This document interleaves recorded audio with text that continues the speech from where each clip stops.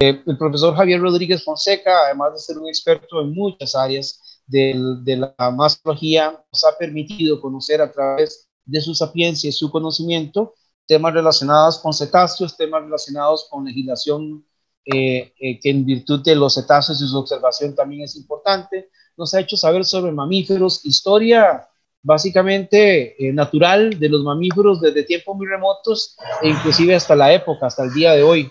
Con el profesor también aprendimos una serie de temas relacionados con evolución, o lo que nosotros llamamos evolución o derivación, y pues el profesor trabaja con la Fundación Promar, es el director ejecutivo de la Fundación Promar. Él nos ha donado este tiempo aliado en varias ocasiones y nos ha permitido saber acerca de todas estas cosas. Las videoconferencias del profesor usted las puede escuchar en el canal de YouTube de ICETUR, y estoy seguro que va a disfrutar muchísimo de cada una de ellas porque son verdaderas joyas de conocimiento. Profesor, buenas noches, entonces, bienvenido. Muchísimas gracias, Diego, por la presentación. Buenas noches a todos los participantes. Un gusto estar de nuevo con ustedes y esperando poder compartir un poco estos temas marinos que, además de súper interesantes, pues son muy importantes, más en el contexto actual, digamos, de las problemáticas ambientales planetarias y de la dependencia tan importante que tenemos del mar en diferentes aspectos.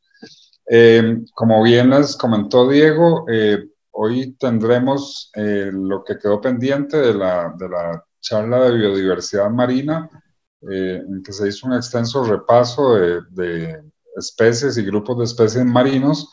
También vimos algo de biodiversidad genética, y quedó pendiente los ecosistemas marino-costeros como parte de la biodiversidad marina, que hablamos de los tres niveles en que normalmente se considera la biodiversidad: el nivel genético, el nivel de especie y el nivel de ecosistemas. Recordarles que Promar es una fundación costarricense sin fines de lucro, que se estableció ya hace 20 años con el propósito de trabajar en torno a favor de los ambientes marinos y sus organismos, con énfasis en ballenas y delfines, propiciando siempre buscando el uso sostenible y responsable de los recursos marinos en un ámbito y en un contexto de respeto y de manejo con visión de futuro. La fundación es miembro fundador de la Coalición Costarricense por las Ballenas y también asesora al Ministerio del Ambiente y Energía en el tema de cetáceos. Estamos asociados al Centro Científico Tropical, que es la organización ambiental de más trayectoria en Costa Rica, este año en su 58 aniversario. No cualquiera llega a los 50 y ya más bien el CCT va para los 60 años de fundada.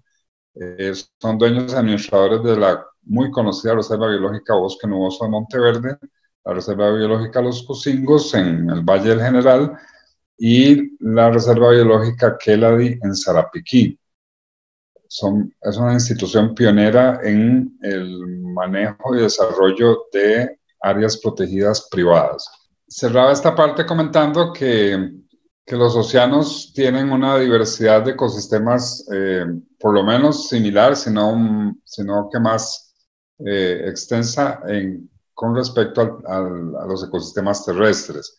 Y es lo que vamos a repasar hoy, el tema de los ecosistemas marinos y costeros, un poco su caracterización y algunos otros aspectos adicionales que son importantes en la conservación. Hay dos aspectos importantes de mencionar antes de entrar en detalle.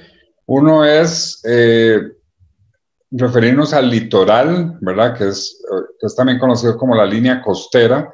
El litoral es el que define el contorno de los continentes. Aquí tenemos una pequeña porción de una pequeña parte del continente americano. De la línea costera del continente americano además es una pequeña porción apenas del Golfo Dulce, pero para ilustrar un poco lo que es el contorno del litoral, que es, digamos, la característica principal de ese punto en el que confluyen el mar y la tierra, ¿verdad? son a lo largo de toda la línea costera. El litoral conforma y presenta componentes ecosistémicos muy variados, de manera que es una parte muy importante de lo que tenemos que comentar hoy, y, y es lo que también está más a la vista nuestra, es lo que también recibe más directamente los impactos de nuestras actividades. Entonces, pues tener ese panorama claro desde el principio. Y el litoral, perdón, se refiere tanto a la línea de la costa con respecto a los continentes en el mar, pero también se puede hacer referencia al litoral de los mares interiores, como el mar Mediterráneo, el mar Negro, los golfos, las bahías, etcétera. Todo su contorno es lo que conocemos como el litoral. En muchos aspectos, el litoral está marcado por diferentes accidentes, por decirlo así, geográficos, que es como se conocen normalmente. No siempre es una línea costera recta como la del Caribe Tico, sino que puede ser como nuestro Pacífico, que tiene mucho más irregularidades, como bahías, golfos, puntas, cabos, etcétera, penínsulas. Y el otro tema importante también para tener una mejor panorámica, ahora que comencemos a revisar los diferentes ecosistemas, es el tema del perfil marino, ¿verdad? Si hacemos un corte transversal a la costa, perdón, perpendicular a la costa, vamos a tener esta panorámica que aquí nos ilustra doña Cristina Eisman, que es el perfil de la costa, ¿verdad? Eso puede tener variaciones en diferentes puntos, pero en general este es el panorama. Hay variaciones o matices dependiendo de qué parte y punto de la costa, de qué continente, etcétera, pero siempre hay el punto de tierra firme, ¿verdad?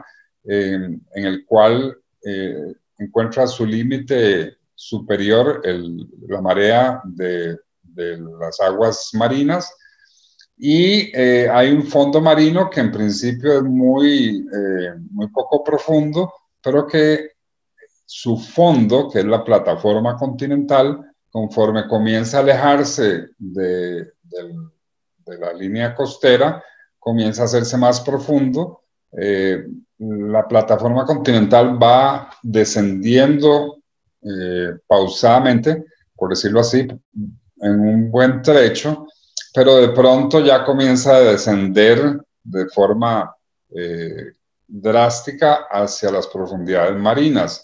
Entonces, aquí donde comienza el descenso hacia las profundidades marinas, ahí es donde termina la plataforma continental, que es, digamos, el suelo o el fondo marino más inmediato a los continentes.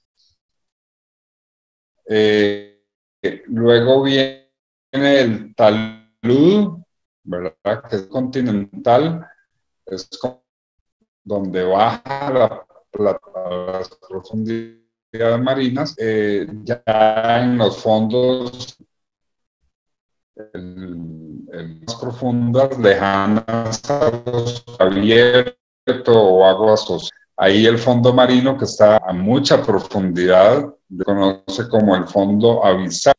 Cuando son zonas muy grandes, que las hay, llanura abisal, ¿verdad? Pero en este fondo, aún lejos continentes, en el pronto cordilleras submarinas, ¿verdad? O algún tipo de irregularidad, tal vez no tan fuerte o tan grande. La llanura abisal es cuando el fondo marino de gran profundidad es muy plano, muy liso, y de hecho hay pues extensiones importantes de esa forma.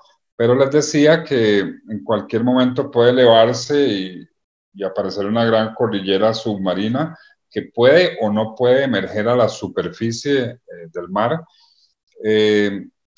hay veces que las irregularidades no son tan drásticas y pueden ser pues especies de lomas en el fondo marino. También se pueden conformar sobre un fondo plano, de pronto aparecer cañones de gran profundidad o grietas de diferentes extensiones, de manera que la panorámica es muy, muy variable.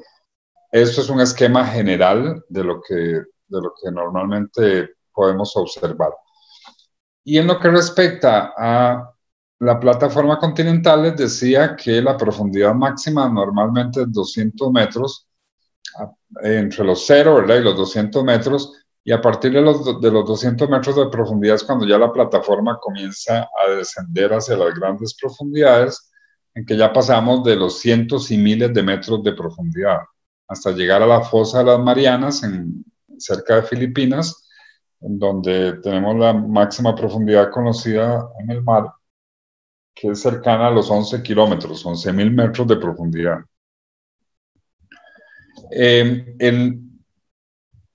Las zonas correspondientes a agua, es decir, que es lo que normalmente llamamos la columna de agua, lo que hay entre el fondo y la superficie, también se conoce como la zona pelágica, y la zona pelágica pues, puede estar sobre la plataforma continental, por lo tanto es una zona pelágica de baja profundidad en general, y luego viene la zona pelágica de mayor extensión, pues va de la superficie hasta las grandes profundidades marinas. Aquí la zona se conoce como batipelágica, ¿verdad? Pero en general, al cuerpo de agua que hay entre la superficie y el fondo marino, se le conoce en forma general como la columna de agua, incluso la referencia. Y ahora sí, vamos a comenzar un poco con el tema específico de los ecosistemas marinos.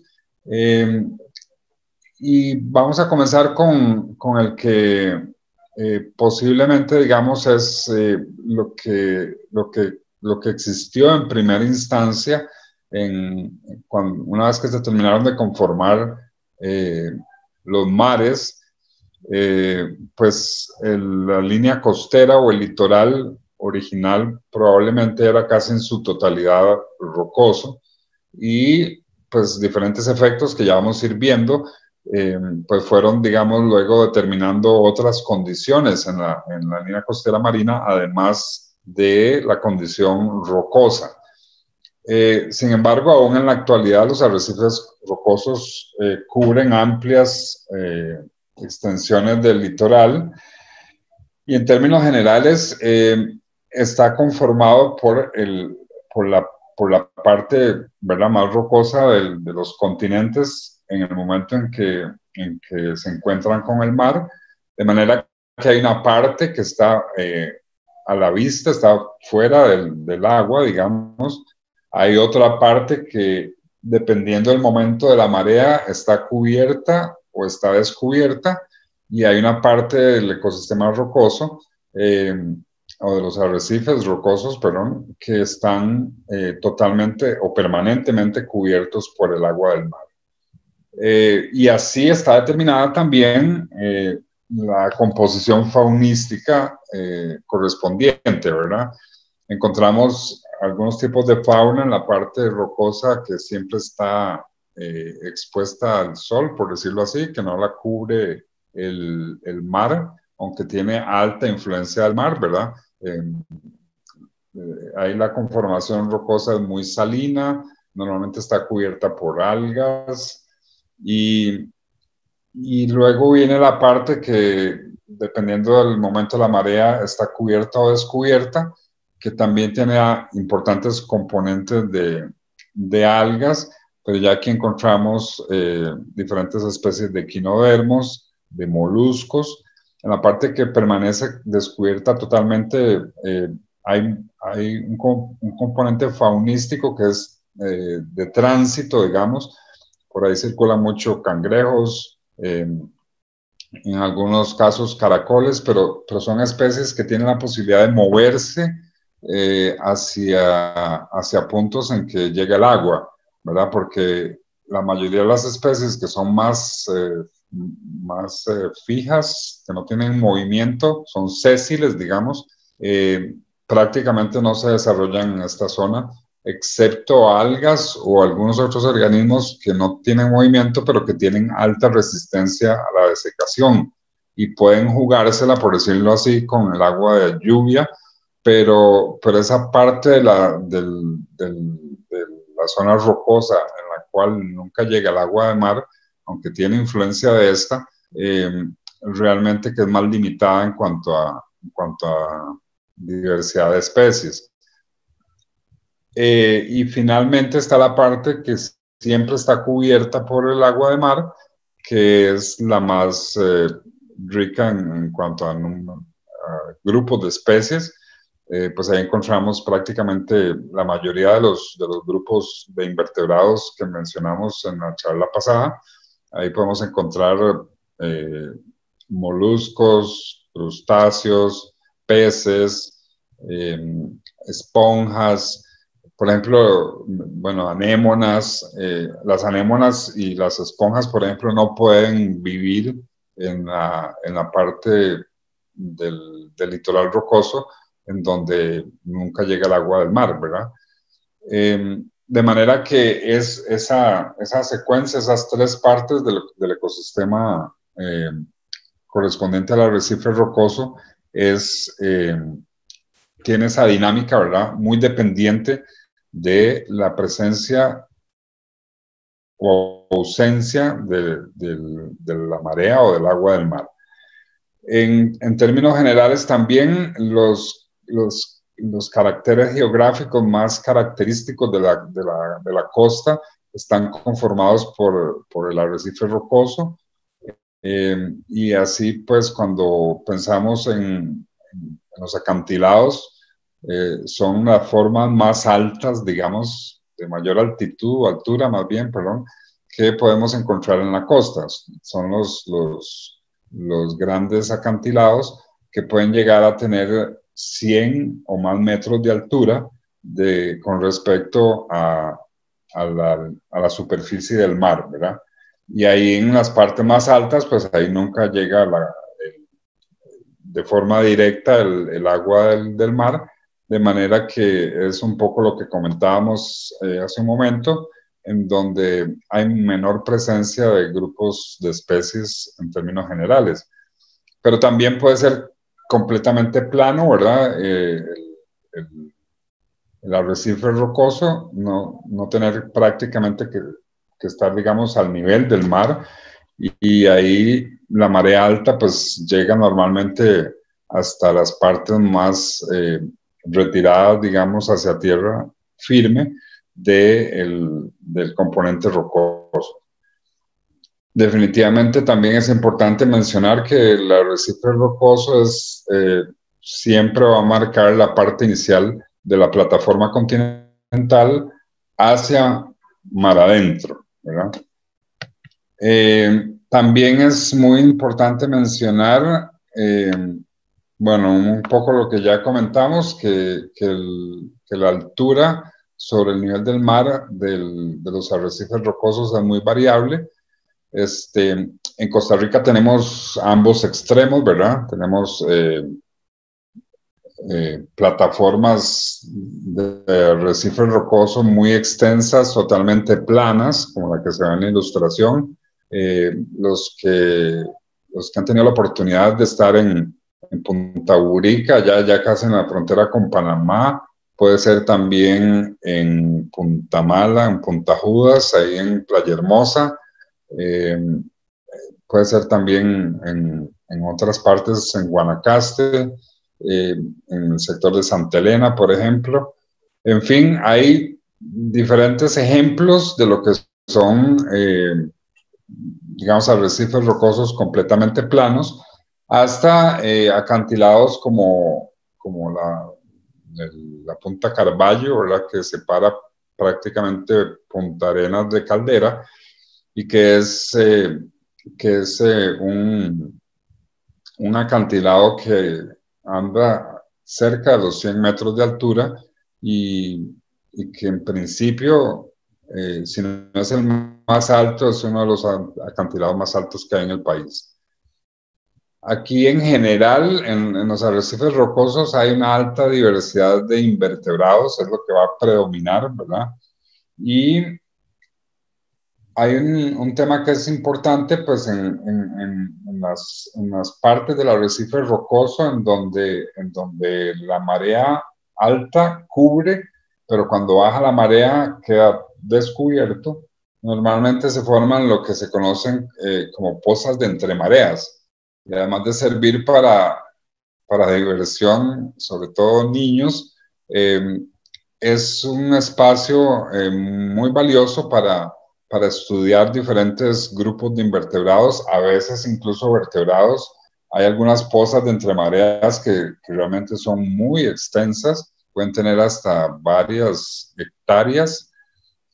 Todo depende un poco de la extensión de ese arrecife rocoso, pero son oportunidades muy importantes para apreciar estos grupos marinos con seguridad y únicamente teniendo en cuenta que la marea va a subir en algún momento, pero son espacios apropiados para observar de los grupos más variados. Aquí encontramos cucarachas de mar, erizos, estrellas, ocasionalmente algún pepino, poliquetos, los gusanos de mar, principalmente los tubícolas. Estar atentos para no majar un gusano de fuego, aunque son menos comunes que los poliquetos tubícolas que vimos la vez pasada. También aquí son muy comunes los cirripedios, los crustáceos estos que forman concha, los únicos crustáceos que forman concha. A esos hay que tener cuidado con los famosos volcancitos. Ok, estábamos un poco terminando el tema de arrecifes rocosos para pasar a los siguientes que nos quedan, aligerarlo un poquito también. Mencionar más rocosas en los arrecifes tipo, como podemos ver en esta ilustración, planas a una cierta altura, pero lo normal es que sean o planas o de una altura considerable.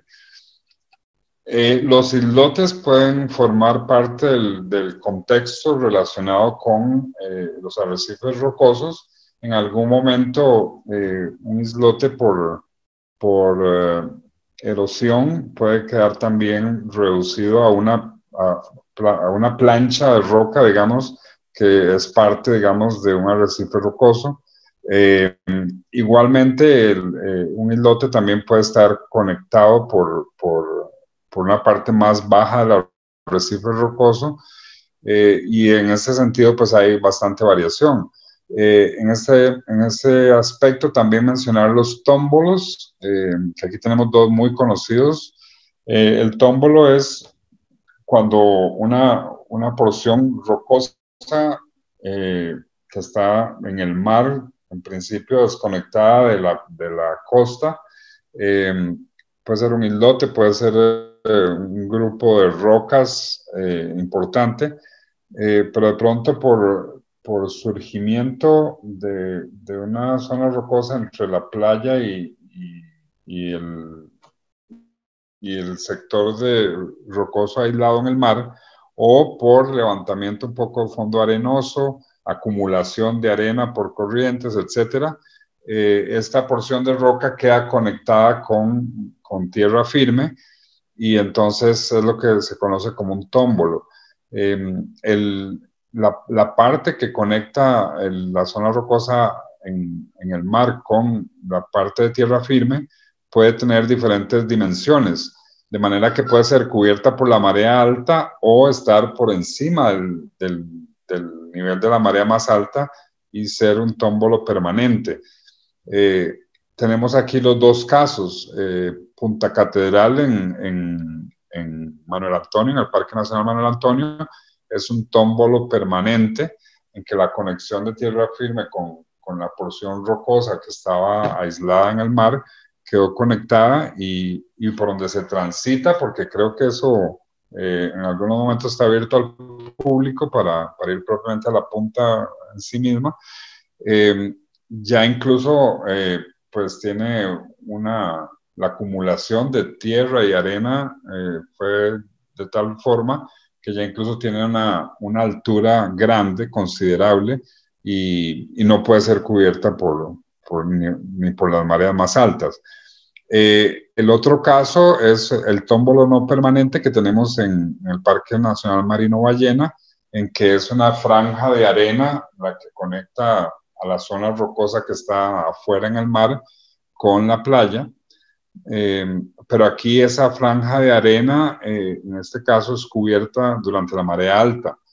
Entonces, es lo que se conoce como un tómbolo no permanente. Y en la marea baja, pues sí, se puede transitar, de hecho, por la franja de arena hasta la punta rocosa, ¿verdad? Y esa es la que se forma, esa parte rocosa tiene un frente muy ancho, pero angosto, y al unirse con la franja arenosa es lo que forma la famosa cola de ballena, ¿verdad? Que del aire o de algún punto muy alto, durante la marea baja se ve como una cola de ballena, en efecto, lo cual es muy simbólico e interesante porque el parque lleva ese nombre. Probablemente se le dio en función de eso y de que ahí son comunes las ballenas jorobadas. En este sentido, hay que decir que en ambos casos, pero principalmente en el tómbolo de ballena, uno hasta donde yo conozco, es el único lugar del país en el que uno puede estar parado sobre la franja de arena y tener una playa a un lado y una playa a la derecha y otra playa diferente a la izquierda, ¿verdad? De un lado se forma playa Uvita, del otro lado se forma playa Ballena. Cuando la marea cubre la franja de arena, entonces se unen las dos playas quedando como una sola. Es un fenómeno realmente interesante. Las zonas rocosas, para terminar, o los arrecifes rocosos, tienen diferentes o sufren de diferentes impactos de actividades humanas, la mayoría de ellas simplemente por desorden. Pues lo más frecuente de ver es alta contaminación de desechos sólidos en los arrecifes rocosos y definitivamente que es uno de los temas que debería ser de más fácil control si cada uno depositara sus desechos sólidos donde corresponde o si se los llevara para la casa en caso de que no hubiera dónde depositarlos.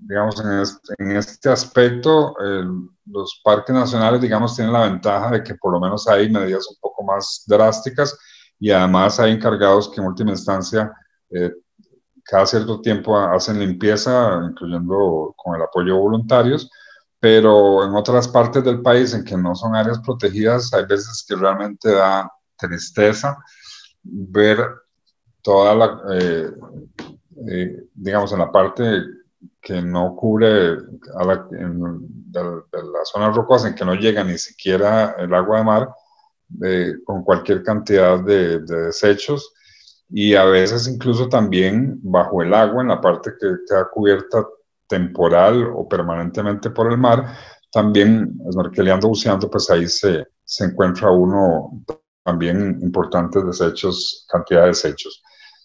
A la hora de snorkelear y bucear, aprovecho en estas zonas o en estas áreas de arrecifes rocosos, hay que tener cuidado y hay que conocer bien la zona para no tener riesgos de accidentes de que el oleaje o alguna corriente lo tire a uno contra las rocas, que no siempre van a ser redondas y digamos, de contornos amigables, sino que pueden ser también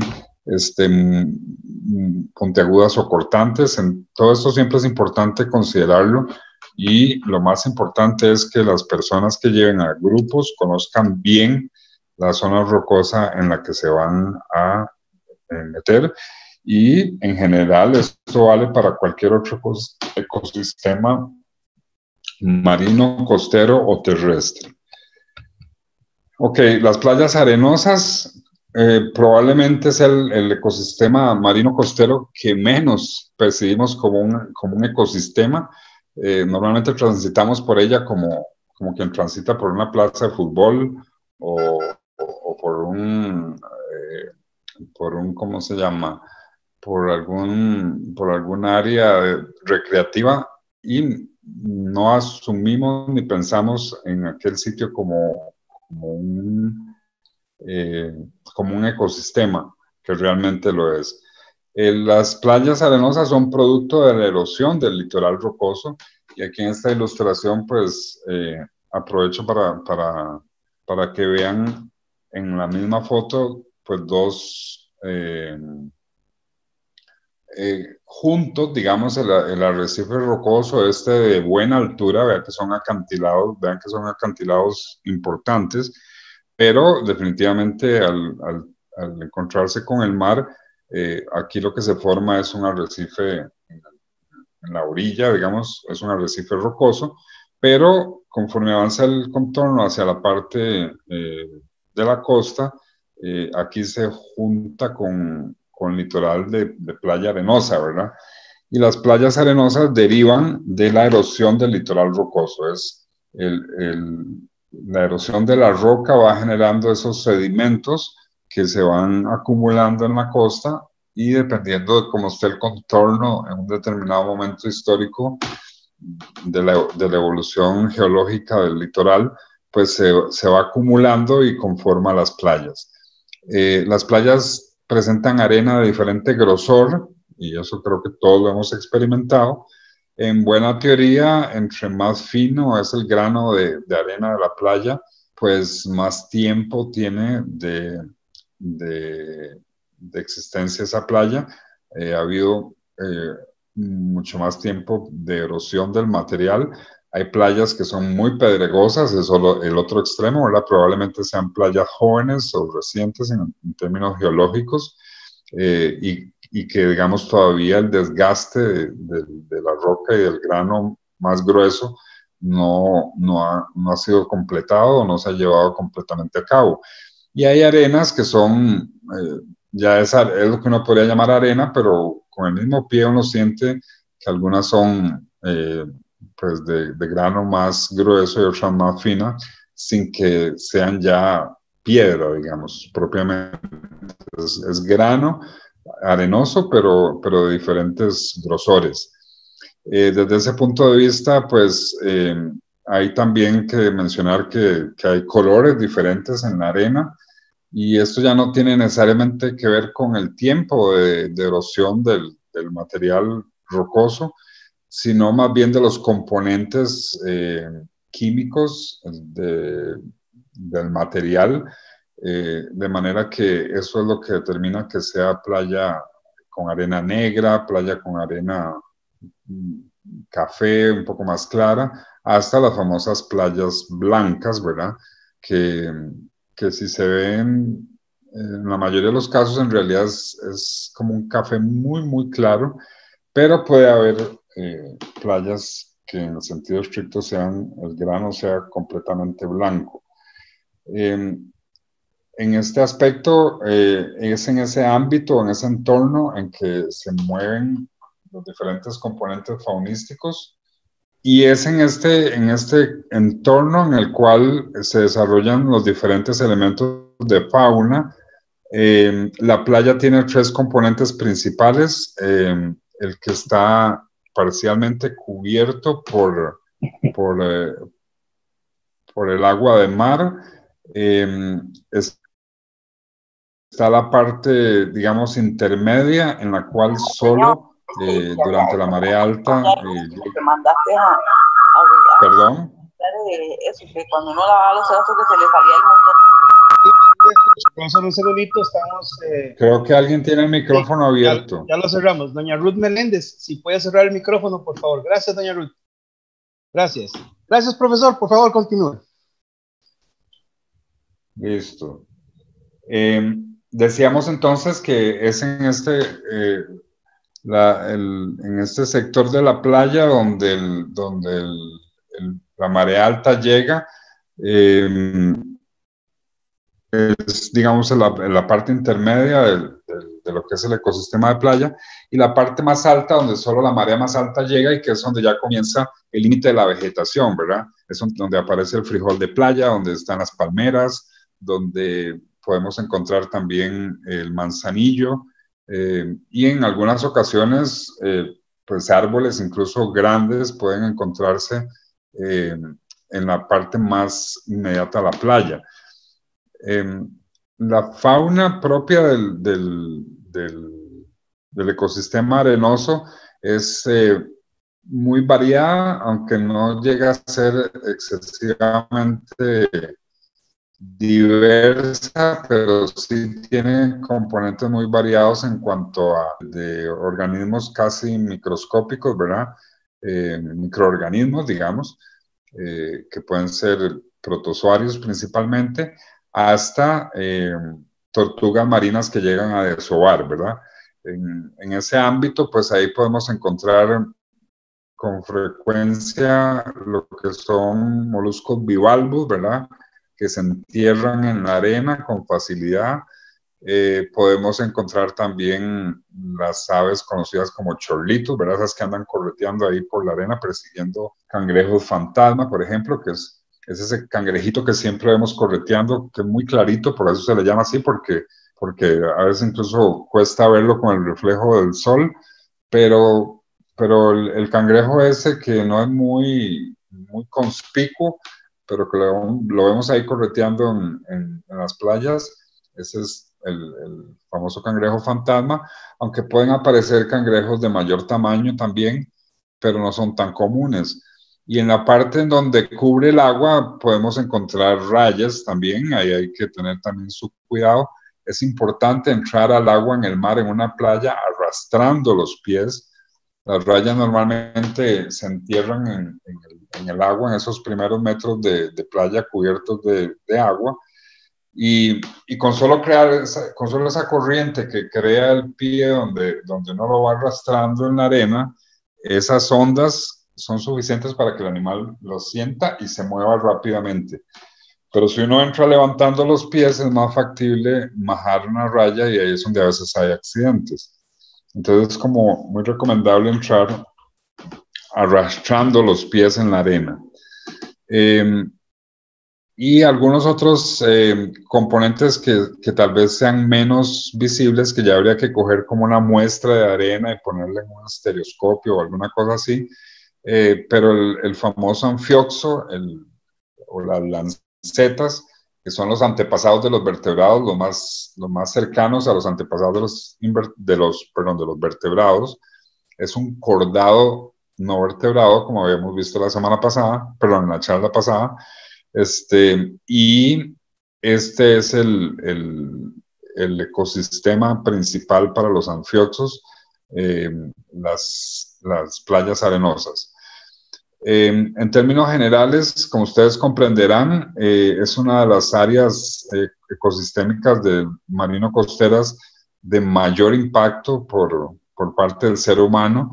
En Costa Rica tenemos afortunadamente tantas y tan variadas playas que pueden ir desde Playa Conchal, que es una playa conformada por material de conchas que se han ido desintegrando, es una formación muy particular, hasta Playa Negra en el Caribe, ¿verdad? En Cahuita. Y entre esos dos ámbitos podemos encontrar playas de todos los colores y sabores, como dicen, ¿verdad? Con todos los gruesos de grano posibles casi, pero desgraciadamente no las cuidamos lo suficiente y con frecuencia encontramos playas muy sucias, o si no transitando vehículos, a pesar de que eso es prohibido. Es importante recordar que el tránsito de vehículos en las playas es prohibido.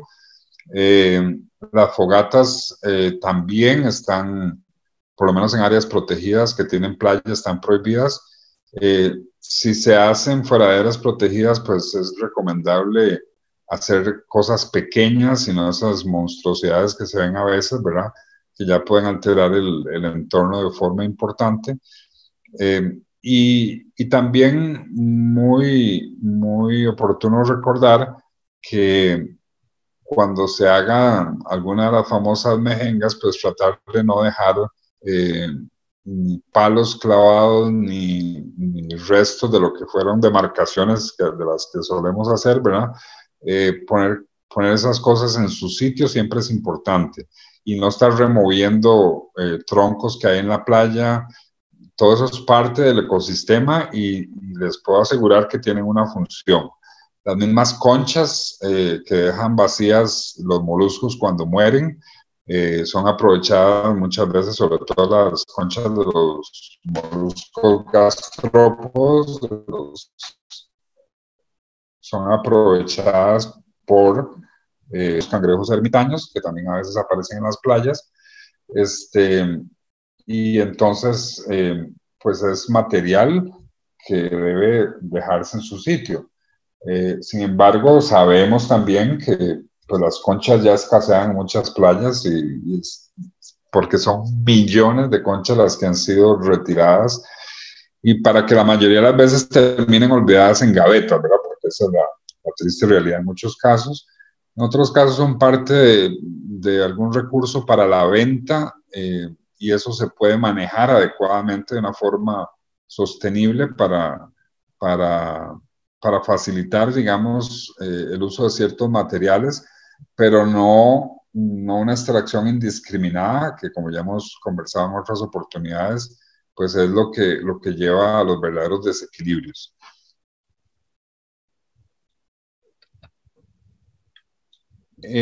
También es importante mencionar que en el caso del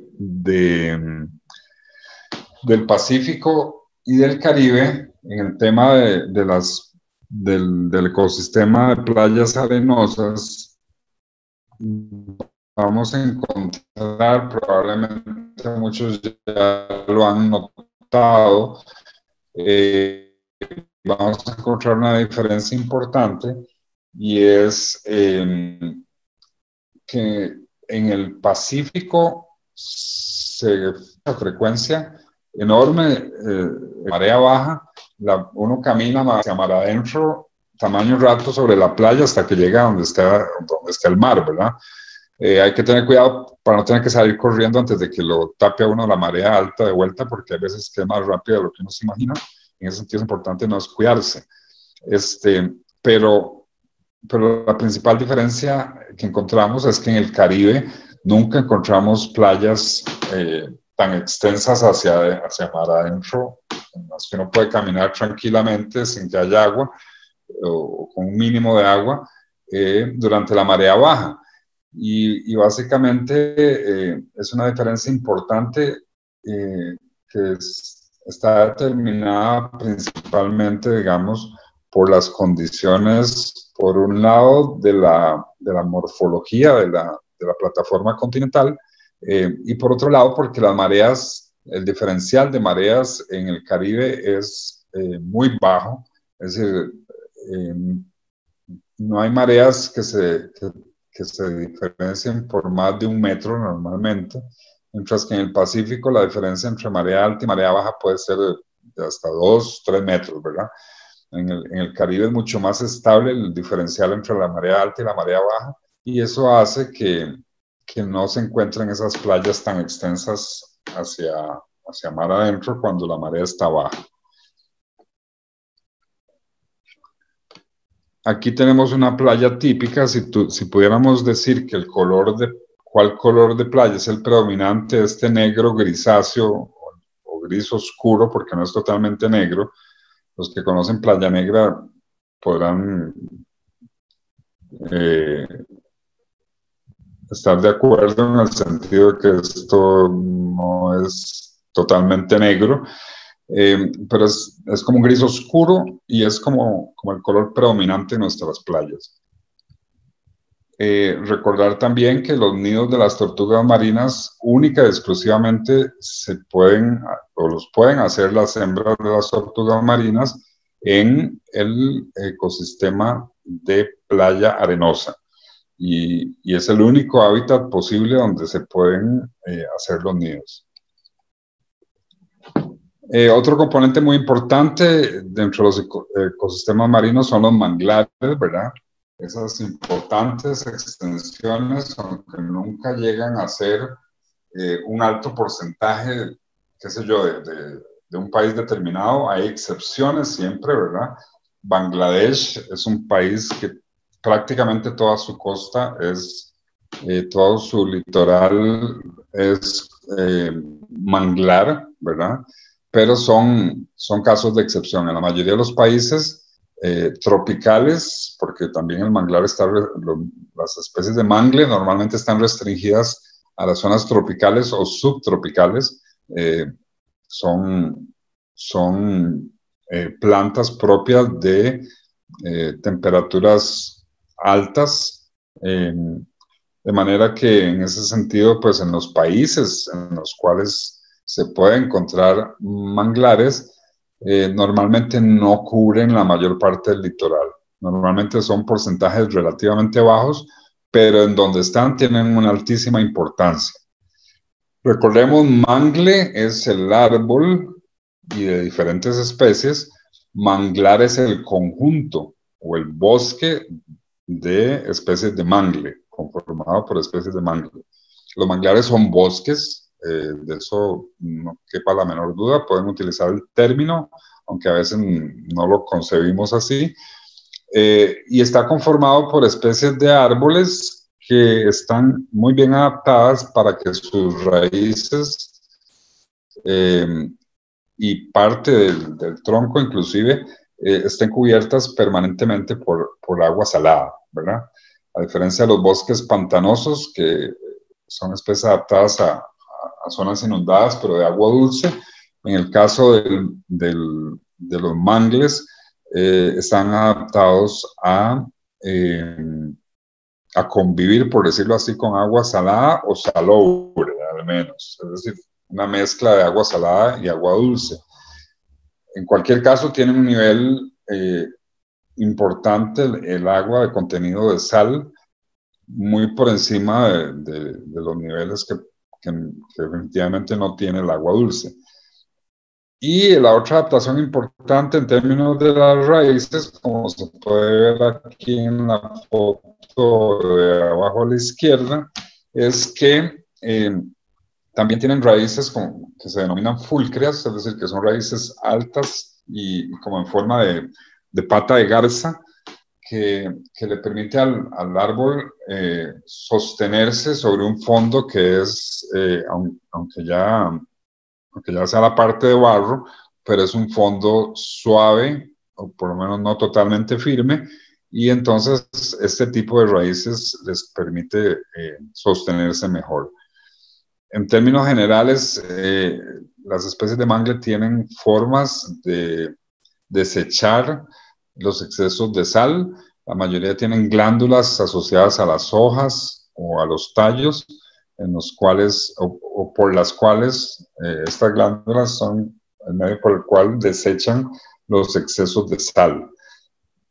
Y la otra adaptación dentro de las muchas que tienen, pero que mencionamos aquí rápidamente, es que los frutos están totalmente adaptados para flotar muy bien en el agua, de manera que las corrientes se los llevan lejos y pueden establecer, el nuevo árbol se puede establecer en otro sitio, incluso pueden fundar un nuevo manglar. Estos frutos, si se alejan mucho de donde fueron, del árbol de donde cayeron, pueden llegar a sitios en los que no hay manglar y eventualmente con mangles. Y esos frutos además tienen una gran capacidad de resistencia a no podrirse por pasar mucho tiempo en el agua, a no morir por la cantidad excesiva de sal que hay en el agua, y también tienen ciertas condiciones morfológicas para clavarse fácilmente en la manera que puedan desarrollar un determinado momento ser como en los manglares hay una gran riqueza, sin duda, y hay confluyen y especies marinas como en pocos sitios. Por ejemplo, se puede encontrarse en terrestres, con frecuencia andan en los manglares, buscan moluscos tipo chuchecas y terminan las desembocaduras, si hay zonas de manglar, pues terminan metiéndose en el manglar también, buscando alimento, y también hay especies que son más propias del manglar, ¿verdad? Tanto aves como algunos reptiles, por ejemplo, hay boas que son como propias del manglar, hay algunas aves como ciertas especies de reinitas que son propias del manglar, algunos colibríes también, de manera que en ese sentido pues también hay una diversidad específica importante, además de la general, ¿verdad? De especies que pueden estar o no en el mar. O sea, pueden estar tanto dentro como fuera del manglar, de manera que ahí confluyen una variedad de especies que pueden estar específicamente adaptadas o no a los manglares. Y por otra parte, muy importante, los manglares son sitios importantísimos de reproducción de muchas especies, tanto de valor ecológico como económico. Desde camarones hasta el atún aleta amarilla y tiburones se reproducen en áreas de manglar. Ahí pasan las crías, las primeras etapas de su vida, los primeros meses, y a partir de cierto tamaño ya comienzan a abandonar el manglar, el estero, y van saliendo hacia mar abierto. Algunas de estas especies, como el atún y algunas especies de tiburones, son incluso especies pelágicas de mar abierto, pero nacen y pasan sus primeros momentos de vida en el manglar. Y lo otro que también es muy, muy relevante es que los manglares constituyen una gran protección de la zona costera, tanto para los habitantes originales que estaban ahí desde antes que nosotros llegáramos, como para nosotros mismos. De hecho, hay un estudio que mostró, un estudio interesante ahí que mostró que en el terrible tsunami de Indonesia del 2004, me parece, ya hace tamaño rato y parece que fue ayer, en el que murieron cerca de 300.000 personas, poco menos, 275, 280.000 personas. Se estima que si la cobertura de manglar que ahí hubo en algún momento en esa isla de Indonesia, si se hubiera mantenido una cantidad importante del manglar que ahí hubiera habido, las muertes, las pérdidas humanas hubieran sido hasta menos de la mitad de lo que murieron. Entonces, pues sí, definitivamente son una barrera para una marejada alta o para un tsunami, y no es lo mismo toparse con todo un frente de manglar a que eso esté totalmente plano y liso ahí. Un tsunami pasa como Pedro por su casa, por decirlo de alguna forma. Y en este sentido es muy importante recordar que debemos modificar nuestra percepción muchas veces de estos sitios naturales, en el sentido de que los manglares por décadas han sido considerados barriales hediondos, que lo mejor es quitarlos, secarlos y eliminarlos. Y aún actualmente, aún sabiendo ya la importancia que tienen para los ecosistemas y para los humanos, aún así, también al despiste se siguen secando manglares para hacer construcciones, o se siguen violentando sus entornos inmediatos, a pesar de que ya es un ecosistema protegido por ley.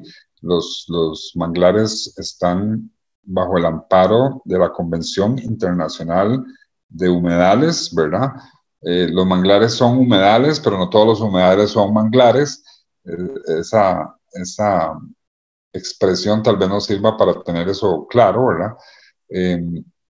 Porque a veces que hay confusión y se piensa que humedal es sinónimo de manglar, y no es así. pero todos los manglares son humedales, aunque no todos los humedales sean manglares.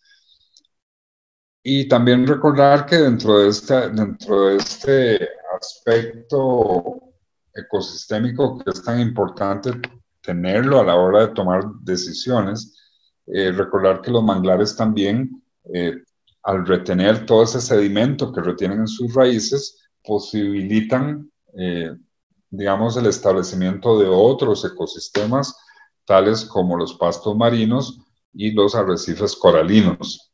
El manglar retiene muchísimo sedimento, lo único que normalmente no filtra, y es porque no está dentro de su ámbito de circulación, es la arena, de manera que eso permite que la condición, digamos, de los componentes arenosos se mantengan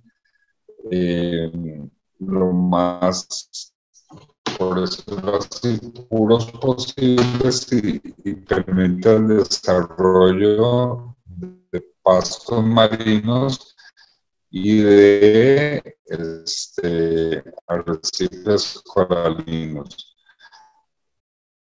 Si hubiera excesiva sedimentación tipo barro, eso dificulta el establecimiento de temas como pastos marinos. Y precisamos ahora los pastos que son existentes que pueden cubrir variables. Esto va a depender de la dinámica específica de la que se trata, de ciertas limitaciones tipo de fondos se arraigan o se podrían arraigar las especies que ponen los pastos formados o bien por algas o por plantas angiospermas con flor y con fruto, de manera que en ese aspecto también tienen una variedad importante. En términos generales no son sitios así altísimamente diversos, pero sí tienen componentes muy particulares, muy específicos, que los hacen importantes también como alternativas de sitios de alimento, de reproducción, de refugio para diferentes especies. Aquí son muy abundantes, por ejemplo, las de estos parajes marinos, por decirlo así, y en términos generales sirven de alimento a diferentes especies que pueden tener incluso tamaños muy variados, ¿verdad? Algunas especies de erizos buscan algunos tipos de pastos marinos para su alimentación, y desde ahí hasta el manatí, que busca los pastos marinos compuestos por el famoso pasto de tortuga, porque también es fuente de alimento para una especie de tortuga marina, por lo menos, que es la tortuga verde. Entonces, desde esa perspectiva, también son fuente de alimento para grupos de especies muy variados y muy diversos. Aquí digamos que las principales afectaciones humanas son normalmente la contaminación química y la contaminación por desechos sólidos que digamos, se dan en las zonas costeras y donde principalmente se reciben, digamos, las afectaciones más importantes para este ecosistema marino. No hay, digamos, y eso no va a ser una suerte para estos entornos, no hay una utilidad específica o de relevancia importante, digamos, que se haya encontrado en esos ecosistemas, de manera que eso de alguna manera les permite mantener un cierto grado de estabilidad, pero la contaminación sí es un impacto que cada vez altera más en general los ecosistemas marinos. Y también recordemos que la alta sedimentación, que puede ser producto de la deforestación, en en las márgenes de los ríos más importantes que desembocan en una determinada zona costera, también por la actividad mal planificada marina, digamos, el exceso marino costera, el exceso de sedimentos puede afectar, lo que llaman en las zonas costeras, puede quemar el pasto marino, y en ese sentido, en muchos casos, no es solo quemar, sino que algunas actividades desgraciadamente han sepultado extensiones importantes de pasto marino en sedimentos de origen humano. Y pasamos ahora a uno de los ecosistemas marinos más importantes desde el punto de vista de diversidad biológica de especies, aunque las extensiones que cubran no sean normalmente de grandes extensiones. Pero antes de eso, creo que un repaso muy rápido de cómo se forma el arrecife, quién lo forma, y habíamos mencionado rápidamente la vez pasada que en estos entornos los verdaderos artífices de los arrecifes coralinos son unos pequeños celenterados unidarios que se llaman pólipos. Y si uno tiene que imaginarse algo familiar a un pólipo, debe imaginarse una anémona, ¿verdad? Estos celenterados que tienen como un piecito ancho que se pegan en el fondo del mar y tienen una corona de tentáculos.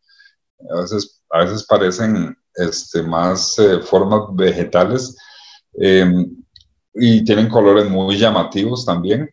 Pues un pólipo es como una anémona diminuta, ¿verdad? Imaginemos una anémona que a veces puede no tener ni 1 centímetro de alto, ¿verdad? Digamos.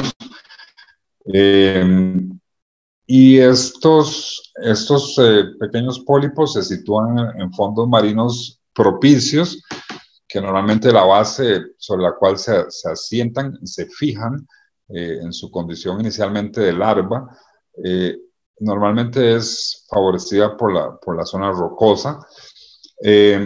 Y una vez que se fijan en un sustrato más o menos duro o resistente, el pólipo comienza a secretar carbonato de calcio a los lados de su cuerpo, generado, digamos, por el mismo molusco, perdón, por el mismo celenterado, y entonces va conformando a su alrededor como una especie de pequeña casita en la cual queda metido.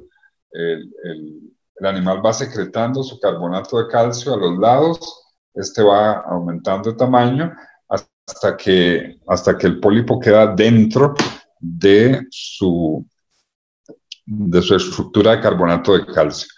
Pero como no es un pólipo, sino que son cientos y miles de pólipos los que se van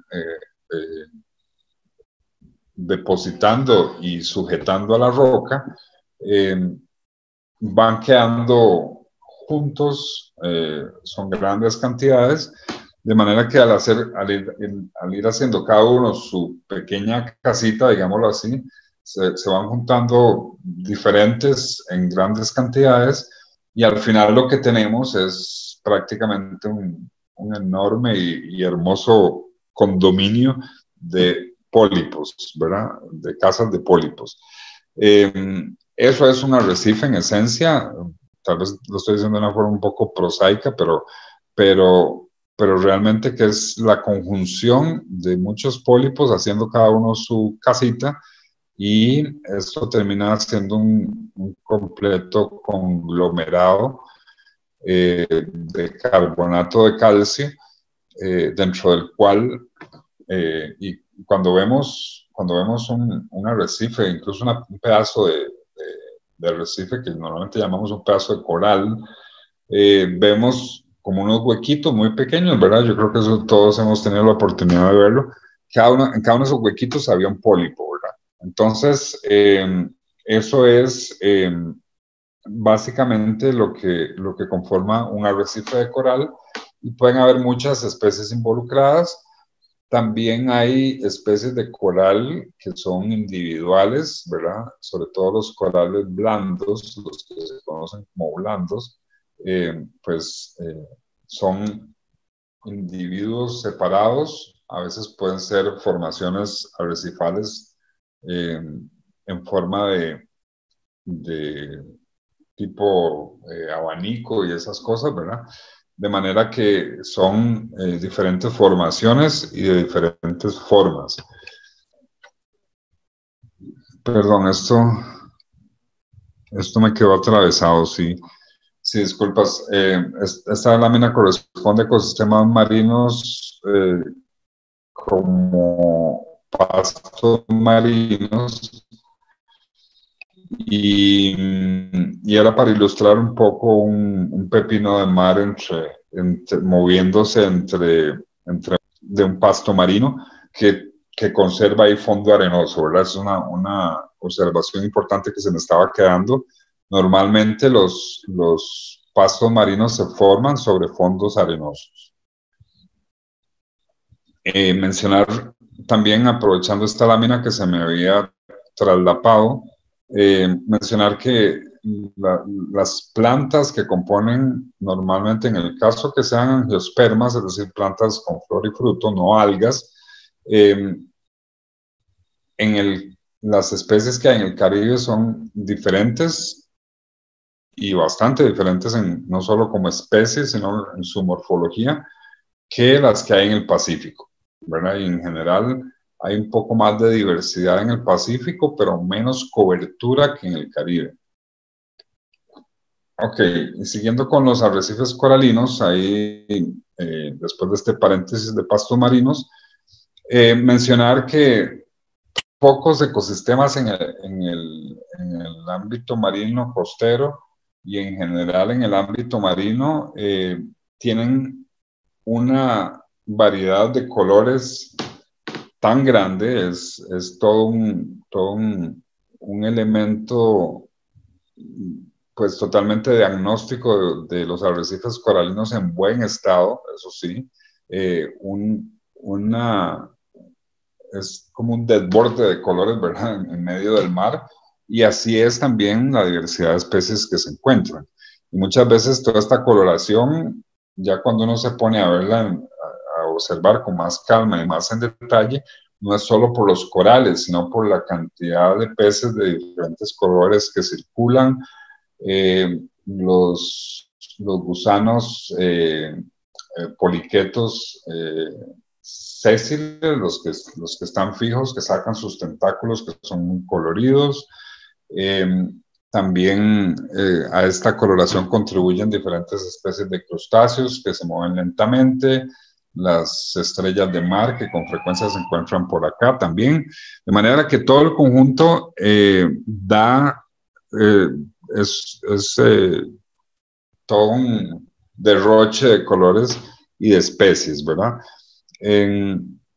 También mencionar como una cosa importante que además de arrecifes hay colonias de coral que son como parches mucho menos extensos, y estos se pueden encontrar incluso en algunos puntos del fondo marino, ya un poco lejos de la costa y a profundidades poco usuales para arrecifes, por lo menos de lo que tenemos en mente, ¿verdad?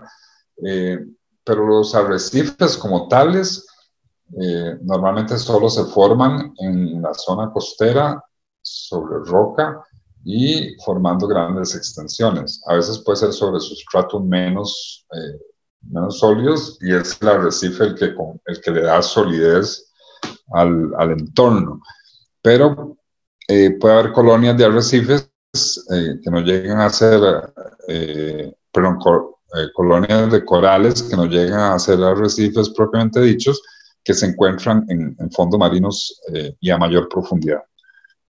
Un aspecto importante también de la dinámica de los arrecifes coralinos, además de las muchas especies de peces que se reproducen ahí, de moluscos, de equinodermos, de crustáceos, de poliquetos, de esponjas. Hay cualquier diversidad que ustedes se quieran imaginar, cualquier variedad de especies y de grupos de especies. Es importante mencionar que también hay especies que impactan el arrecife por su actividad natural normal. Los peces loro, por ejemplo, la familia Ascaridos, comen literalmente el coral, ¿verdad? Se alimentan y tienen una dentadura especializada para romper y masticar el coral. También hay algunos erizos de mar que hacen eso, de manera que también la estructura misma puede ser fuente de alimento, aunque eso nos parezca realmente difícil. Lo que les mencionaba un poco de las diferencias entre colonias y arrecifes, los corales duros y los corales blandos, pero en términos generales, un constituyente importantísimo de nuestros mares. En Costa Rica, las extensiones originalmente, por lo menos antes de que fueran tan impactadas como han sido, las formaciones arrecifales más importantes se encontraban o se encuentran todavía, pero bastante menos sanas que hace 50 o 70 años. Se encuentran en el Caribe Central y Caribe Sur, ¿verdad? De hecho, pues Limón está construido sobre una base de arrecifes coralinos muertos, ¿verdad? Buena parte del Caribe Central está en esa condición y buena parte del Caribe Sur, con algunas interrupciones en la costa con playa o con arrecife rocoso, pero buena parte del Caribe Sur, Manzanillo, pensemos en Manzanillo, pensemos en Puerto Viejo, buena parte de Gandoca, son las extensiones mayores de arrecifes coralinos que se encontraban en el país. Actualmente, pues en algunos casos están bastante maltrechas. En el Pacífico, la isla del Caño probablemente es la que presenta formaciones propiamente de arrecife, y en otras partes de Guanacaste, en el norte, por allá por las islas Las Pelonas, las Catalinas, ahí hay formaciones arrecifales, pero tienden a predominar colonias de corales sobre los arrecifes, en algunos puntos por lo menos. En el Parque Nacional Marino Ballena hay buenas formaciones, tanto colonias de coral, como algunos arrecifes de extensión no muy grande. Y también en el Golfo Dulce también encontramos algunas formaciones importantes. Algunas están recuperándose de impactos que afortunadamente pues han ido manejándose algunas situaciones que permiten recuperación. Bueno, aquí tenemos un pez que como podemos ver no es que anda dando vueltas ahí por el arrecife, sino que tiene su casa en el arrecife. Literalmente es refugio y habitación para diferentes especies. Un ecosistema que es muy poco conocido y que de alguna forma pues tiene vínculo, digamos, con el ecosistema del arrecife coralino es el de los rodolitos. Aquí, como les digo, estos son formaciones que se conocen desde hace relativamente poco, estamos hablando de unas decenas de años. Los arrecifes de coral se conocen desde hace cientos de años y se han estudiado ya propiamente biológicamente hablando por más de 50, 60 años. Los rodolitos tal vez tendrán cuando mucho 20 años de identificados, reconocidos y parcialmente estudiados. Y yo aquí agradezco particularmente a una investigadora del CIMAR de la UCR, Cindy Fernández, que fue la que la que me introdujo, aunque sea parcialmente, en el mundo de los rodolitos. Ella se dedica a estudiar más en detalle estas formaciones ecosistémicas, y los rodolitos son como mini arrecifes, ¿verdad? Son formaciones tipo arrecife coralino, pero mucho más pequeñas, de cobertura menor, de menor altura, digamos, las estructuras, y así son sus componentes faunísticos también, ¿verdad? Hay especies de peces, de crustáceos, de moluscos, pero de tamaños más pequeños que los que se encuentran en un arrecife coralino o incluso en un arrecife rocoso. Con frecuencia están muy asociadas medusas, también anémonas, de manera que es un componente ahí muy, muy diverso, en especies de pequeño tamaño, y por lo tanto potencialmente también con muchas posibles especies nuevas para nuestro país y para la ciencia. Las estructuras que en un arrecife coralino corresponden a formaciones hechas por selenterados, por los pólipos que mencionábamos. Aquí en los rodolitos corresponden a algas rojas que secretan sustancias también tipo carbonato de calcio, y van conformando estructuras de soporte para la planta, o la planta simplemente crece generando o secretando sustancias calcáreas que van dando protección a la planta y al mismo tiempo van conformando estas estructuras. En términos generales, habría que decir que los invertebrados son lo predominante en estos ecosistemas, en estos pequeños ecosistemas, y en el caso de vertebrados, pues especies de pequeño tamaño, principalmente peces. Aquí tenemos a la derecha de la imagen, lo que se ve blanco es un rodolito, una área de rodolitos muertos. Ya las algas han muerto, de manera que la estructura pierde su color. Es lo mismo que pasa en los arrecifes coralinos. Y aquí está sobre una zona rocosa que probablemente por algún factor sísmico eventualmente o de alguna otra naturaleza quedó totalmente expuesta fuera del agua, y eso causa su muerte segura.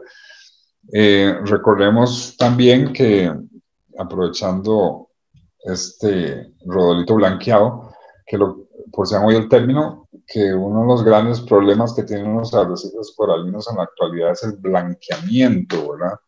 El blanqueamiento de los arrecifes, que se puede dar por diferentes razones, principalmente por exceso de sedimento, porque esto impide, digamos, hay en muchos casos diferentes especies de pólipos se asocian con algas en relaciones de tipo comensalismo y mutualismo,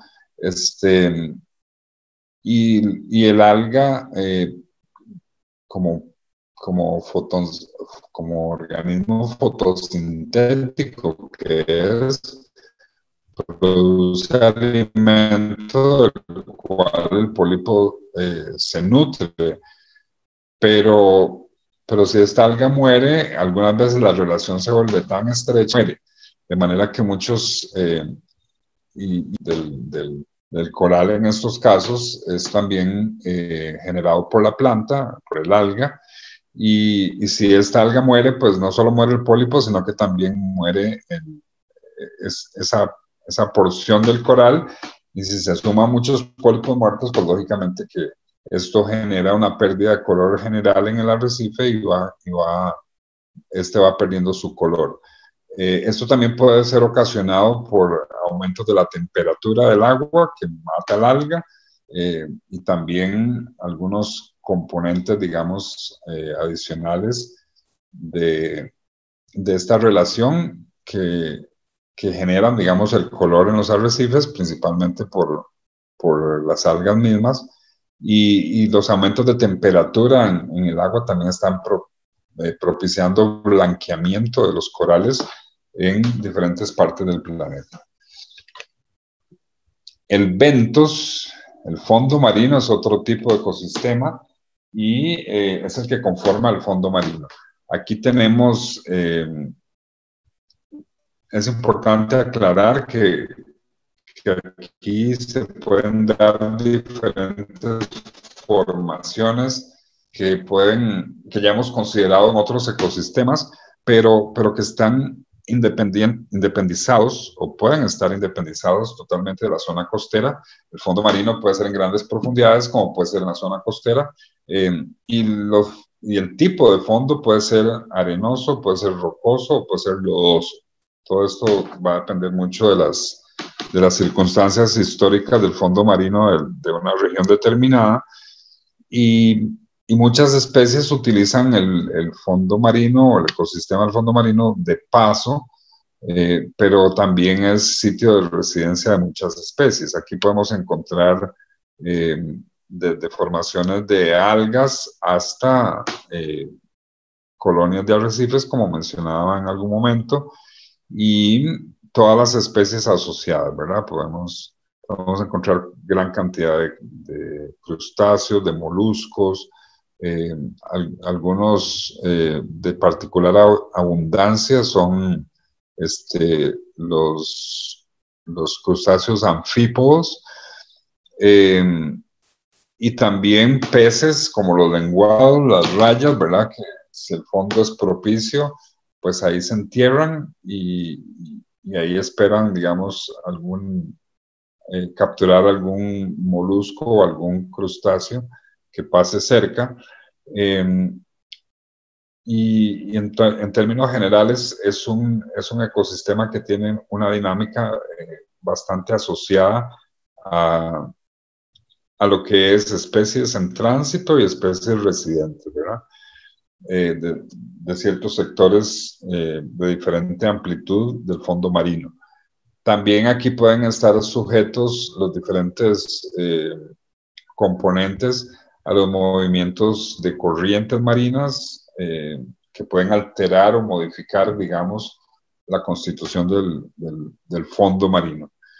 La diversidad no es ni muy alta ni muy baja y también puede variar significativamente dependiendo del tipo de fondo del que se trate.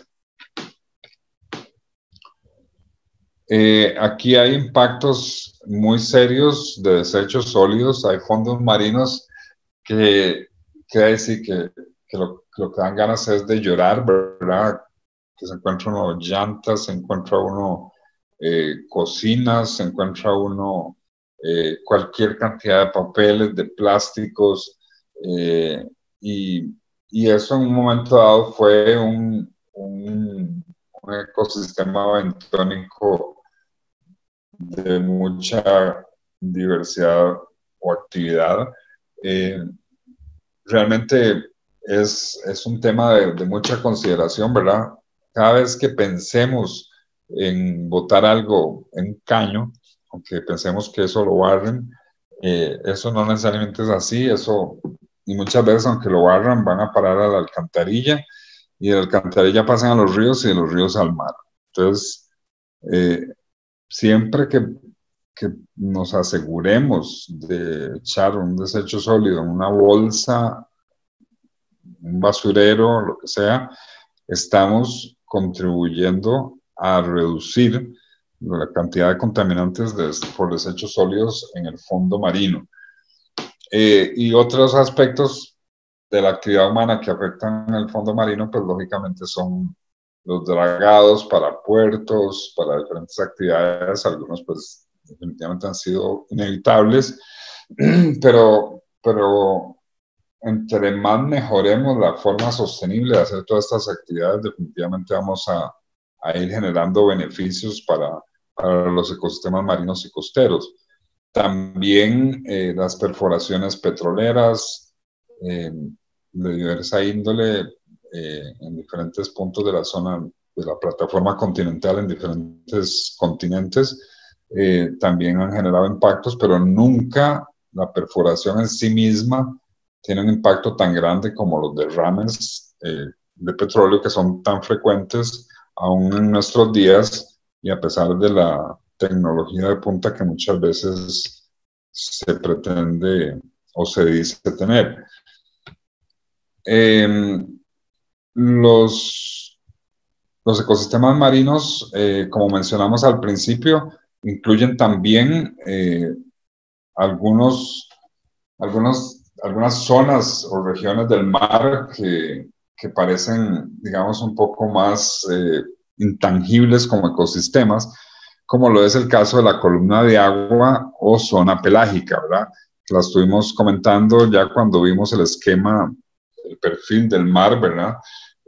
Ahí ya mencionamos inicialmente un poco la zona pelágica y que es lo que se conoce también como la columna de agua, es decir, el cuerpo de agua que hay entre el fondo y la superficie. Aquí es probablemente, o sin duda más bien, es el ecosistema en el cual hay mayor efecto, digamos, de lo que es las corrientes marinas, de lo que es la marea, lo que es el oleaje. En el caso de los arrecifes rocosos, pues sí hay un efecto muy directo del oleaje, sobre todo, pero en ninguno de los ecosistemas que hemos visto, ni del que falta por ver, el efecto conjunto de las corrientes marinas, de las mareas y el oleaje, se da como está en la zona pelágica. Hay diferentes componentes de fauna y también de flora, pero sin duda que la unidad ecológica básica podemos decir que se encuentra en la columna de agua es el plancton. El plancton, como ya comentamos rápidamente la vez pasada, el plancton puede consistir de comunidades biológicas o puede llegar a conformar un ecosistema, inclusive por sí mismo. El plancton está constituido por una enorme cantidad de organismos de diferentes especies. Normalmente se divide en fitoplancton y zooplancton, entendiéndose el fitoplancton en la parte del plancton que produce fotosíntesis y el zooplancton, pues el componente animal del plancton. No siempre se da de una forma completa con esa composición, como también mencionamos rápidamente la vez pasada. Hay plancton conformado por verdaderas masas de plancton conformadas solo por 2 o 3 especies de crustáceos, ¿verdad? Normalmente copépodos. Entonces, pues eso es más una comunidad biológica, ¿verdad? Pero cuando en el plancton se conjuntan fitoplancton y zooplancton, es decir, que tenemos algas microscópicas, no importa, fotosintetizan, que tenemos especies de diferentísimas especies de crustáceos, de moluscos, larvas de peces, larvas de cefalópodos, de pulpos y calamares. Hay muchas especies que las larvas en sus primeras etapas de vida se llevan a cabo en el plancton, pero luego el adulto se va del plancton y hace vida solitaria, que es típico, digamos, de los calamares, por ejemplo. Si hay todo ese conjunto de componentes de fauna y de flora, y además hay intercambio con la salinidad, con el pH del agua, con su viscosidad, con sus movimientos por corrientes marinas, etcétera, pues ya eso sin duda se convierte en un ecosistema.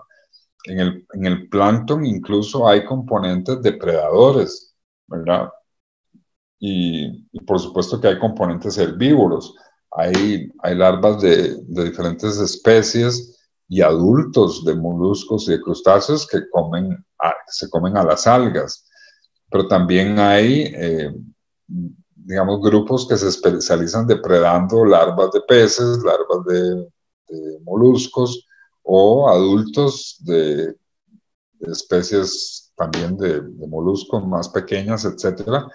Y un caso muy típico son los ketognatos, los llamados gusanos flecha, tal vez así no sean más familiares, pero los gusanos flecha son los depredadores por excelencia en el plancton. Son especies, por decirlo así, tope en el ecosistema planctónico, si es que se conforma el ecosistema por sus componentes, y probablemente no hay ninguna especie que se escape a ser capturada por los gusanos flecha, incluyendo las larvas de peces, las larvas de moluscos, los moluscos adultos, los crustáceos adultos que hay en el plancton, los copépos, etcétera. De manera que el plancton es un componente muy importante de la zona pelágica y eventualmente puede constituir por sí solo un ecosistema. También la columna de agua, la zona pelágica, es en donde se encuentra la mayor diversidad de megafauna marina. El 80-90% de las especies marinas de gran tamaño se encuentran en este ecosistema. Estamos hablando de tiburones, incluyendo también el tiburón ballena, el tiburón blanco, el tiburón tigre, entre otros. Estamos hablando también de tortugas más, los que de gran tamaño, los que son un poco más de edad, pero siempre agua. Sí.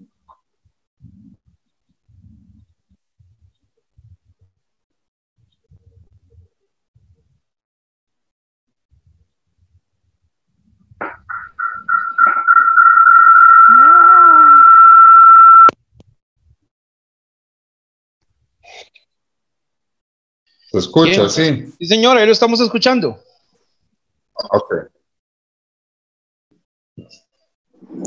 Ok, perfecto, gracias. Vamos, la megafauna marina de la zona pelágica es como el opuesto, digamos, al plancton, ¿verdad?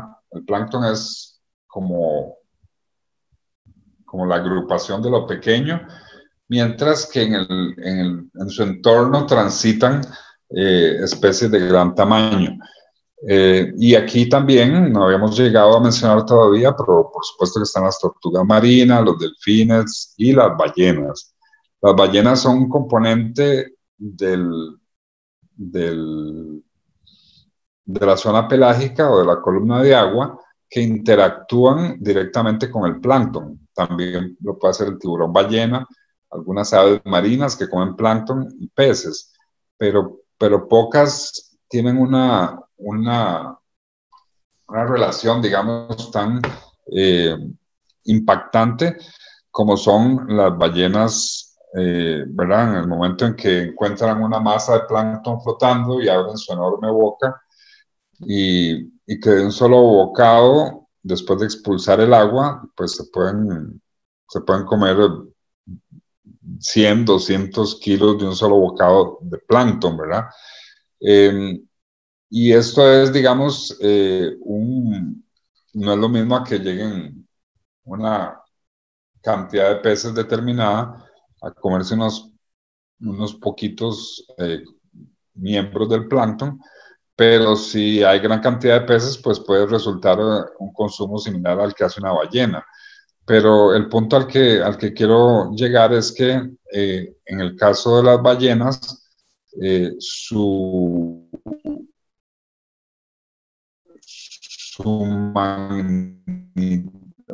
magnitud de su consumo de plancton es tan grande por individuo, o sea, cada ballena en su conjunto, que esto llega a ser una presión para las diferentes especies y las ballenas en plancton con una o dos especies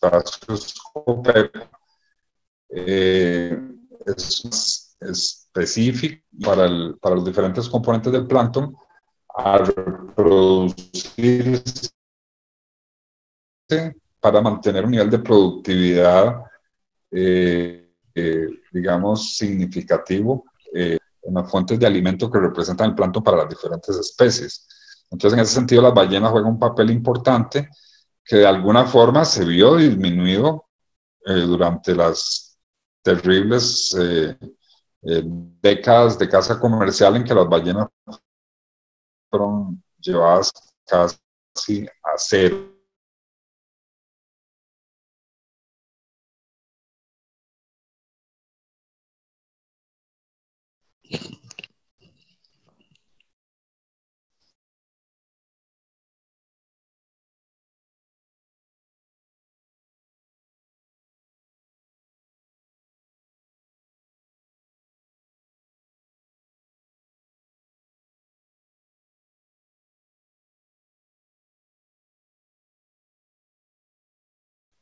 Bien, vamos a ver si el profesor logra conexión otra vez.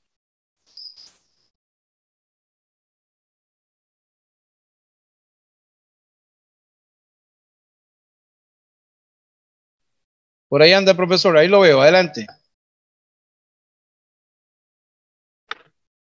Ok. Habían escuchado hasta lo de ballenas, sí. Señor, correcto. Ok. El caso es que se ha encontrado un vínculo importantísimo entre lo que es la productividad y crecimiento del plancton y la presión que representa el consumo de plancton por parte de las grandes ballenas. Y por otro lado, también hay estudios que indican fuertemente unas heces de las ballenas, lo que permite mantener su reproducción de sus diferentes componentes en un nivel apropiado para mantener las redes alimenticias marinas. Y desde esta perspectiva, pues también como fuente de alimento para otras especies que probablemente representen una presión menor de consumo para el plancton como unidad ecológica. Profesor, no estamos viendo su pantalla por aquello. No. No, señor. Cuando salió, hubo un corte, salió, volvió otra vez y no estamos viendo la pantalla. Ah, ok, ahí voy.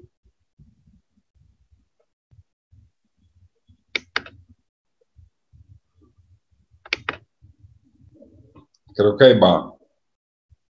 Sí, en efecto, ahí va. Recordarles a todos que, bueno, les agradecemos muchísimo a pesar de la hora que estén con nosotros. Y bueno, que esta videoconferencia va a estar editada en un par de días, sin cortes y de otras formas, para que ustedes disfruten nuevamente de la maravillosa charla que el profesor nos está dando. Buenas noches. Sigamos, profesor. Gracias. Estamos ya entonces.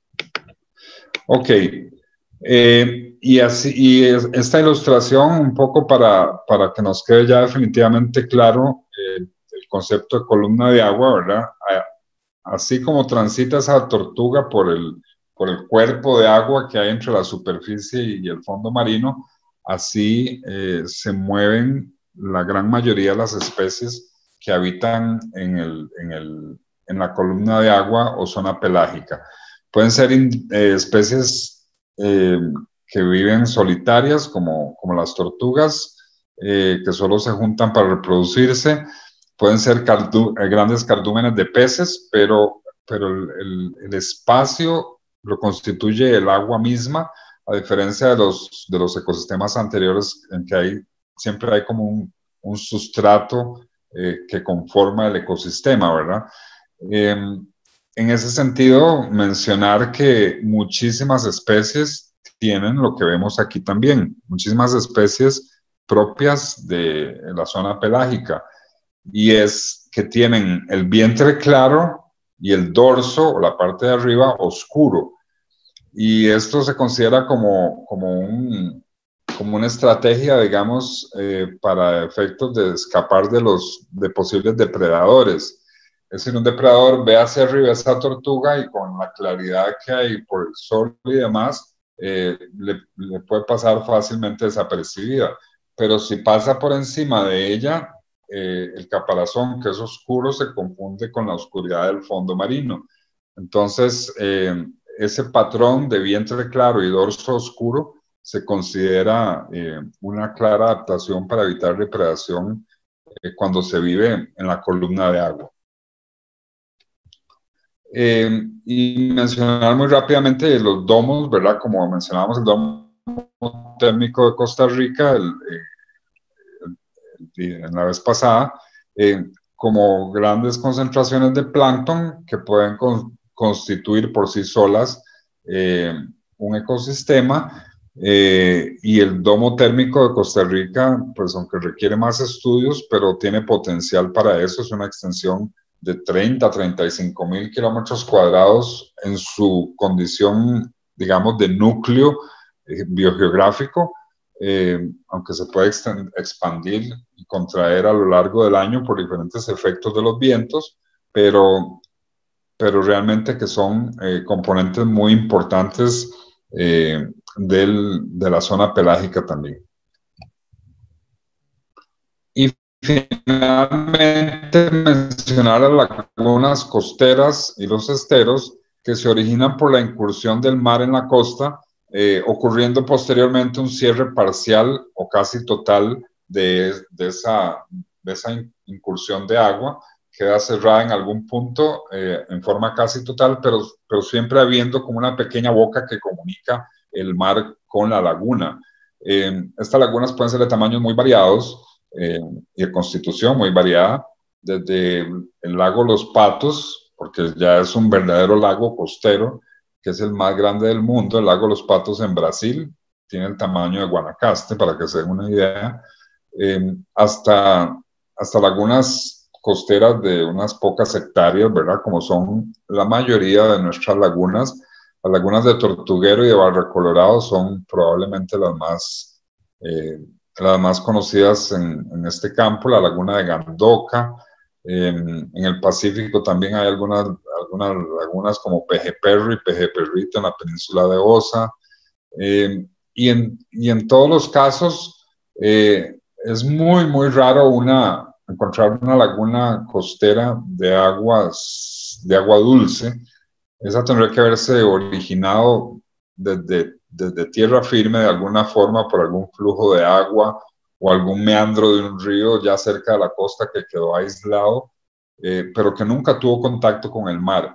Pero normalmente se forman, como les mencioné, y por lo tanto el agua va a ser o salada o salobre.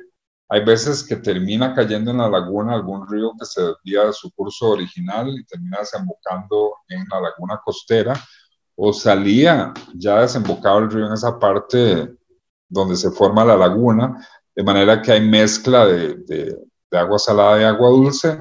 Entonces puede ser también agua salobre, pero es frecuente que estas lagunas costeras tengan concentraciones altas de sal. La fauna y los componentes son muy variados también, y aquí con frecuencia podemos encontrar especies, digamos, de plantas que son más propias de aguas continentales, y también se pueden formar parches de pastos marinos en algunos casos, y la fauna va desde peces típicos de estero, ¿verdad? Que son especies de peces que transitan entre el mar y el agua dulce, róbalos, pargos, roncadores,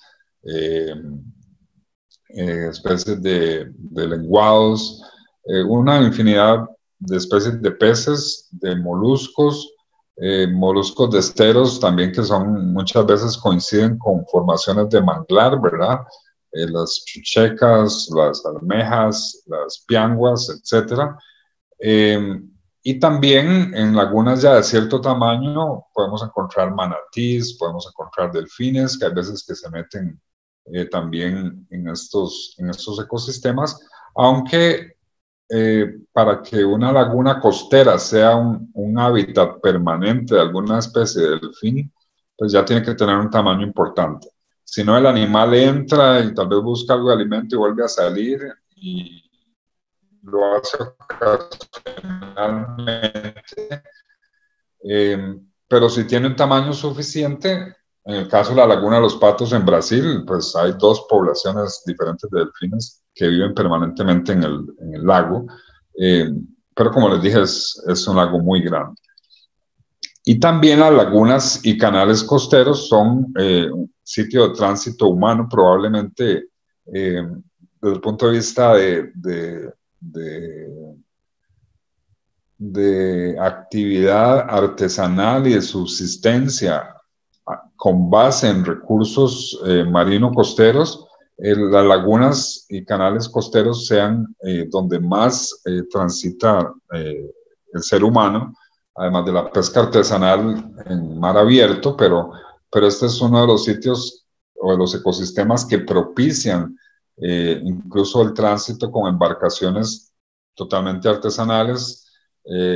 Aquí podemos encontrar todavía en la actualidad actividad con lanchas que se mueven a punta de remo y en la cual pues las personas utilizan recursos de las lagunas costeras para su supervivencia, es totalmente de forma artesanal y para subsistir, ni siquiera es actividad comercial, de manera que es parte de la interrelación, digamos, de lo que es toda la actividad que se puede dar en muchas lagunas costeras y esteros. Desde esta perspectiva, los ecosistemas, más que ningún otro componente de la biodiversidad marina, requiere de pautas de conservación y manejo pues bien definidas y bien planificadas, consensuadas con la mayor participación de actores posibles, pero deben darse. Y entendiendo la conservación como toda acción humana que evite la desaparición de especies y ecosistemas, y el manejo como la acción humana que reduce al máximo posible los impactos ambientales de sus acciones y actividades. En este sentido, pues repasar muy rápidamente lo que ya habíamos visto la vez pasada, las diferentes áreas protegidas del país cubren y dan, digamos, sostenibilidad a diferentes ecosistemas marino-costeros. Ya hemos mencionado, de hecho, varias áreas protegidas, Parque Nacional Cahuita, Parque Nacional Tortuguero, Corcovado, Parque Nacional Marino Ballena, Manuel Antonio, y ahí podemos seguir, es una cantidad importante. Y también están las áreas marinas de pesca responsable, que es una categoría de manejo más reciente. Sin embargo, esta es un poco más limitada en el sentido de que solo el área que se seleccione es únicamente para regular la pesca. Sí busca la sostenibilidad de esas actividades pesqueras, pero no regula ningún otro tipo de actividad, lo que hace un poco complejo el manejo a la hora de incorporar otras actividades, porque quedan, digamos, fuera del ámbito de lo que es un plan de manejo pesquero. Sin embargo, pues están haciendo esfuerzos actualmente para integrar más el manejo de los diferentes componentes de un área marina determinada y poder integrar lo que es un área marina protegida tradicional, digamos, o de la jurisdicción del MINAE y del SINAC, con las de Incopesca como áreas marinas de pesca responsable. Como les mencioné la vez pasada también, el Programa Nacional de Monitoreo Biológico del SINAC ya se implementa en algunas áreas protegidas con costa o que son oficialmente marinas, con la idea de monitorear algunos elementos de fauna que se consideran de mayor relevancia. Y la investigación, pues muy parecida a lo que les mencioné la vez pasada, aunque la investigación ecosistémica es más compleja, ¿verdad? Es más difícil que investigar una determinada especie, que determinar una determinada población de una determinada especie. requiere mucho más elementos integrados, de generar una información de mayor cantidad de variables, pero bueno, hay varios estudios importantes, incluso en el caso del Golfo Dulce y del Golfo de Nicoya, estudios del CIEMAR de la UCR junto con algunas universidades de Alemania principalmente, han generado información suficiente como para establecer, digamos, ya perfiles ecosistémicos de pirámides alimenticias, etcétera, que ya son conceptos de ecología un poco más avanzados, pero que son vitales para un adecuado manejo de estas áreas marinas y costeras del país. En ese sentido, pues mencionar el CIMAR de la UCR, las estaciones biológicas de Punta Arenas y de Punta Morales de la Universidad Nacional, y algunas ONGs también como Pretoma, Promar, Vida, Conservación Internacional, la Sociedad Mundial para la Protección Animal, la Sociedad Humanitaria Internacional, el Fondo para la Tortuga Baula, las unidades especializadas en protección y rescate animal, Fundación Keto, Fundación Mar Viva, Misión Tiburón, el Centro de Investigación en Cetáceos de Costa Rica, y fuentes financieras también que han sido muy importantes, como la cooperación alemana GIZ, la cooperación con Noruega y la cooperación japonesa a través de JICA o JICA, según como se pronuncie. De manera que ahí hay mucho panorama por delante, pero hay esfuerzos importantes que ya nos permiten tener un panorama, pues que ojalá que también se integren de una forma más definitiva como parte de las pautas de manejo, ya sea de recursos pesqueros, de recursos de manglar, de recursos turísticos, etcétera, para que con o sin pandemia podamos llevar a cabo todas estas actividades que generan trabajo, que generan recursos al país, pero garantizando que se puedan utilizar a futuro y también que las especies con las que compartimos esos ecosistemas también tengan el espacio que les corresponde y que merecen. Con esto termino, agradecerles de nuevo su atención, su interés, por supuesto que a ICETUR por mantener este esfuerzo durante todo este tiempo, y pues a ustedes, que ojalá que esto también les resulte de utilidad para poder ir saliendo adelante en esta situación tan complicada. Creo que tal vez nos quedan unos minutos, algunas preguntas, no sé, o si dudas, aclarar. Bien. Lamentablemente los cortes un poco redujeron ese espacio también, pero iba por esa línea. Bueno. De que fuera un poco más corta para aclarar más dudas. Bueno, ¿tenemos alguna persona con dudas acerca de la charla del profesor?